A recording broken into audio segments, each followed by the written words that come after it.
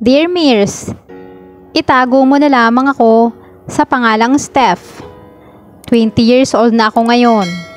Nag-aaral sa isang universidad dito sa Maynila bilang isang kolehiyo. Naranasan nyo na bang magkagusto sa isang professor? May professor kasi ako. 30 years old na siya. Binata siya at may gwapong mukha. Parang opa nga siya. Crush siya ng marami sa aming mga estudyante. Ako naman ay may height na 5'2". Siya ay nasa 5'8". Tuwing may subject ako sa kanya, nahuhuli ko siya minsan na nakatingin sa akin. Ganon din naman ako sa kanya. Hindi nga nagtagal, niligawan niya ako sa text kasi bawal yun sa school, ang magkarelasyon ng professor at ng estudyante. Niligawan nga niya ako, halos 6 na buwan. Siya nagpapadala ng mga sweet text messages sa akin. Nire-replyan ko naman siya, kasi hindi naman may tatanggi na gusto ko din siya. Isang araw nga, pumunta nga kami sa bahay niya. Pagdating namin sa bahay niya, agad niyang pinasok ang sasakyan at lumabas din ito, umikot para pagbuksan ako ng pinto. Ganyan siya ka-intelligent. Na makapasok kami, ay agad na sumalubong sa amin si Ate Nina, na naka-apron pa dahil sa kusina at ito nang galing. Good evening, my future sister-in-law. Agad naman itong yumakap sa akin at nagbeso-beso kami. Medyo natawa nga ako at kinikilig sa kanyang sinabi. Good evening, Ate Nina. Ang bango naman, anong niluluto mo? Mula kasi rito, ay amoy na amoy ko ang niluluto niya. Oo naman, nagluto talaga ako ng espesyal kasi alam kong darating kayong dalawa. Matamis itong ngumiti sa akin. Thank you, Ate Nina. O siya, sige. Magbihis ka na muna dun sa taas ng mga damit mo.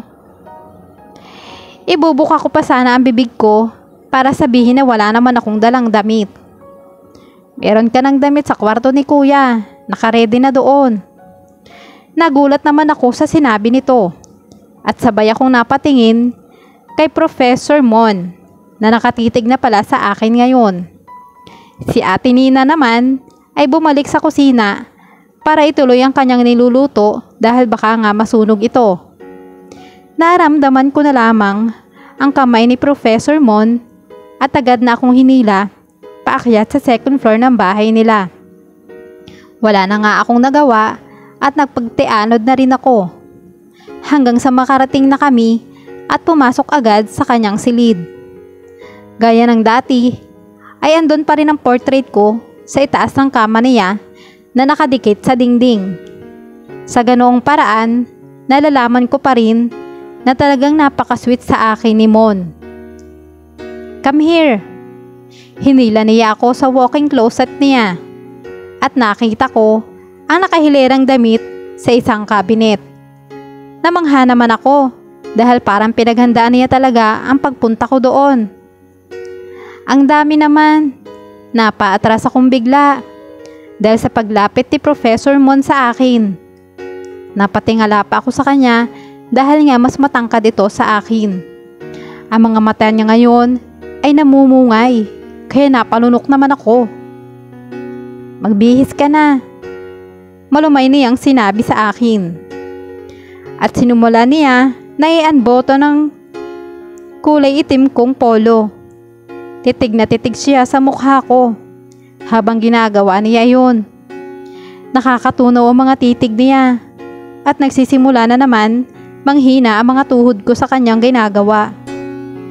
Diyos ko naman, sobrang gwapo niya talaga.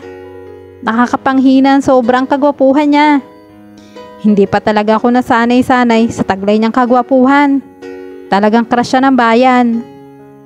Halos mahubad niya ang polo ko nang pigilan ko siya at pinanangkitan ko nga siya ng mata. Mon, anong ginagawa mo? Makahulugan kong tanong sa kanya. Tumaas ang sulok ng labi niya. Obviously, Eto, tinutulungan kitang tanggalin yung damit mo, sweetie. Aniya sa malalim at mapang-akit niyang boses habang may pilyong ngiti sa kanyang mapulang labi. Kaya ko naman, Mon! Napahiyaw ako bigla nang ibaba niya ang polo ko hanggang sa balikat ko lamang. Kaya nakita na ang makinis kong balikat. Sa kanya lalo na ang cleavage ko ay natanaw na niya. Di nga nakaiwas sa akin ang pang taas baba ng idam sa apple niya. Nagsisimula na niyang mag-alab ang mga mata niya ngayon sa akin. Hinawi niya ang buhok ko na tumatakip sa aking balikat at bigla na lamang siyang dumuko at napasinghap ako nang dumampi ang mainit at malambot niyang labi sa aking balat. Pagkatapos ay sinisinghot niya na parang inaamoy ang aking mga balikat. Kaya nagsitayo ang mga balahibo ko at nagsisimula na mag-init ang katawan ko ngayon sa ginagawa niya sa akin. Mon, you smell fucking good. My Steph, I love your vanilla scent. Makakatakam. Ang sabi niya sa paos at nahihirapang boses. Dahil sa ganung ginagawa niya, ay nakikiliti ako sa init ng hininga niya. Ramdam kong umangat ang ulo niya patungo sa aking lieg. At naramdaman ko na rin ang paghaplos niya sa bato ko kasabay ng paghalik niya sa aking lieg. Ay nahigit ko na ang hininga ko at napanganga na rin. Napapikit na rin ako dahil sa sensasyon na nadarama ko ngayon. Napakainit. Parang gustong lumabas. Banayad ang bawat dampi ng labi niya at nagsisimula na ring mamasa ang aking ibaba. Para na rin ako mawawala sa sarili ko nang mas humigpit ang paghapit niya sa aking batok at unti-unting pagiging agresibo ng mga halik niya, pati ng mga kamay niya. Inilapit niya sa aking bewang ang kanyang katawan.